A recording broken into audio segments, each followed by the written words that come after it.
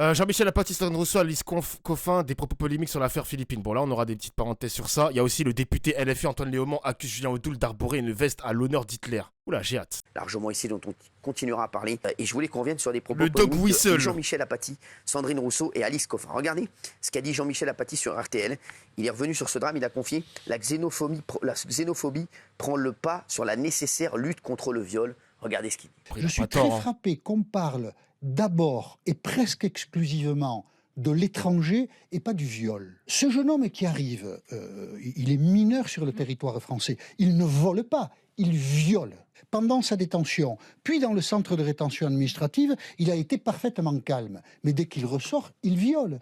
Ça dit quand même quelque chose de la société, de l'absence de regard critique et de jugement adapté sur le phénomène même du viol. Mais oui, moi je suis d'accord. Je suis d'accord. La xénophobie. Mélenchon, il a fait presque le même tweet que ce qu'il vient de dire sur RTL. Il a raison sur ça, je suis désolé. Il a raison. Prends le pas sur la nécessaire lutte contre le viol dans cette histoire. Donc s'il a violé, c'est à cause de la société, c'est à cause de nous en fait. Mais non, voilà, c'est ce genre de discours. C'est ce genre de discours. Camus disait mal nommer les choses, c'est rajouter au malheur du monde, et c'est ce qu'il fait. Et moi, ce qui m'a surtout choqué, c'est le manque de compassion aux Philippines. Il donne des chiffres sur ses statistiques, mais pas une seule fois, on a l'impression qu'il est triste pour la famille, pour Philippines. Il a l'impression qu'il s'en fout, il fait une théorie comme ça, comme ses tweets. Mais je trouve, excusez-moi, hein, Thomas Guénolé, je trouve que souvent, ces personnes, comme Jean-Michel Apathy, comme Sandrine Rousseau, etc., je trouve qu'ils n'ont pas d'humanité. Sans humanité. Mais qu'est-ce que t'en sais C'est bizarre de non, relever ça.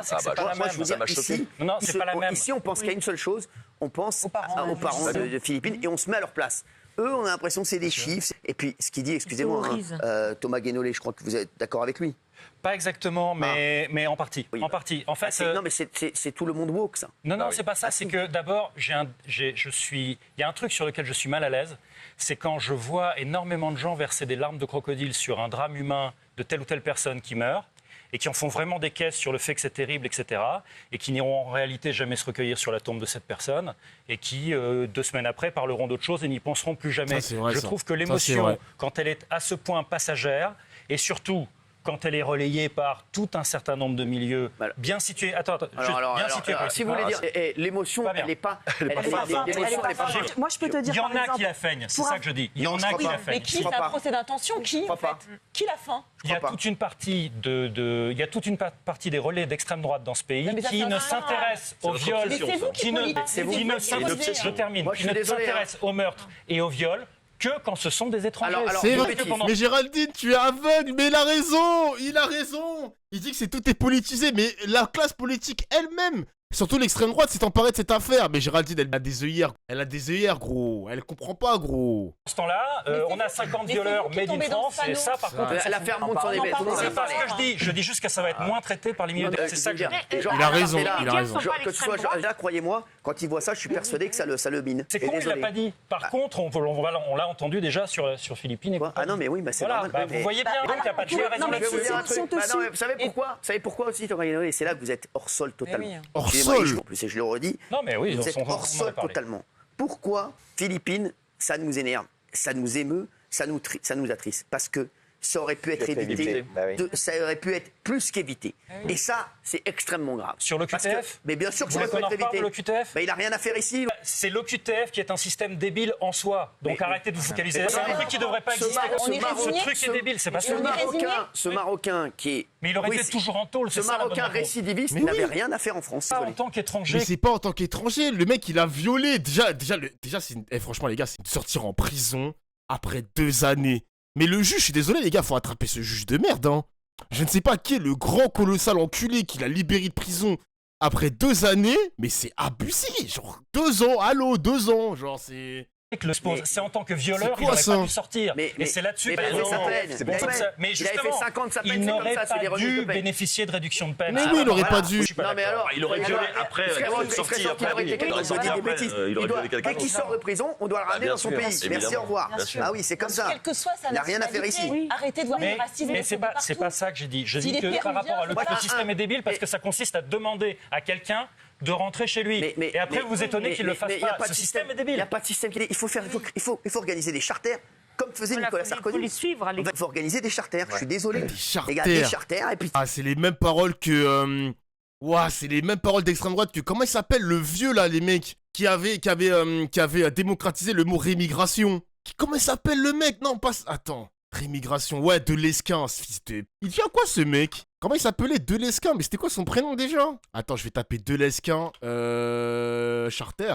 C'est lui qui parlait des charters. Non, Cyril, c'est un malade. Hein. Cyril, c'est un grand malade. Henri Delesquin, bien vu le chat. C'est lui qui a démocratisé le mot. Putain, la rémigration. Non, Cyril, c'est un malade. C'est un malade. Et un sans-papier aussi. Là, c'est autre chose. Parce que je reprends encore sur Lucie Castet qui a dit tous les sans-papiers.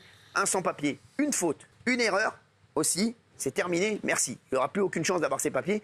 Et malheureusement, il quitte le territoire. Je vous le dis, aujourd'hui, on est obligé de prendre des solutions drastiques. Thomas, pourquoi vous êtes obsédé par le RN? Vous n'avez que ce mot. Parce que l'extrême droite a une probabilité très élevée d'arriver au pouvoir et mais moi, Thomas Guénolé, la LFI aussi. Si vous vous en foutez que les néofascistes soient pas grand-chose du pouvoir, vous avez le droit.